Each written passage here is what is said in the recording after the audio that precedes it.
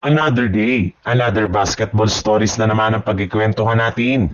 At ngayon nga ay ang pag-uusapan natin ang balitang blockbuster trade na magagawa pa ng Los Angeles Lakers. At ang balitang gumawa na nga daw ng move ang Golden State Warriors ngayong araw.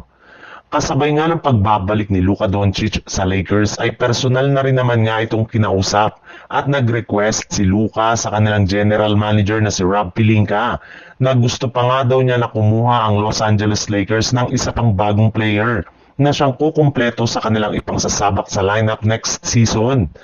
At kasabay nga lang naging request na ito ni Luka Doncic ay kumalat na rin naman nga sa social media.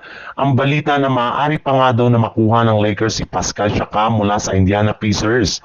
Ayon nga dito, posible pa rin naman nga daw po na gumawa ngayon ng Los Angeles Lakers ngayon ng isang blockbuster trade kung saan pwede nga nila na makuha si Pascal Siakam mula sa Indiana Pacers gamit sina Austin Reeves, Dalton Kenick at Jared Vanderbilt.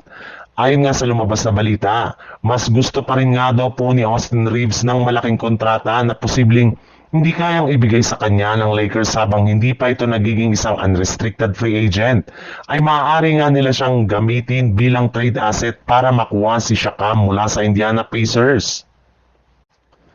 Sa ibang balita naman, sa unang pagkakataon nga ngayong off-season ay gumalaw na nga sa wakas ang Golden State Warriors matapos nilang opisyal na papirmahin ang kanilang mga target na players sa free agency market na si Al Horford at ang kanilang dating player na si DeAnthony Milton. Binigyan na rin naman nga ngayon ng bagong kontrata si Gary Payton II para lamang manatili ito sa kanilang lineup at higit sa lahat.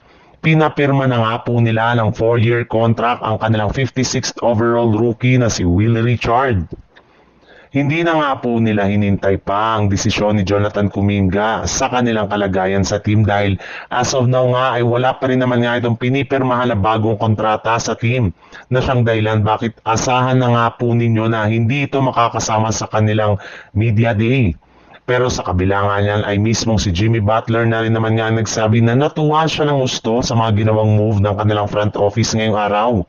Mas naging malinaw na nga ang goal ngayon ng Golden State Warriors na makakuha ng kampyonato sa darating na season.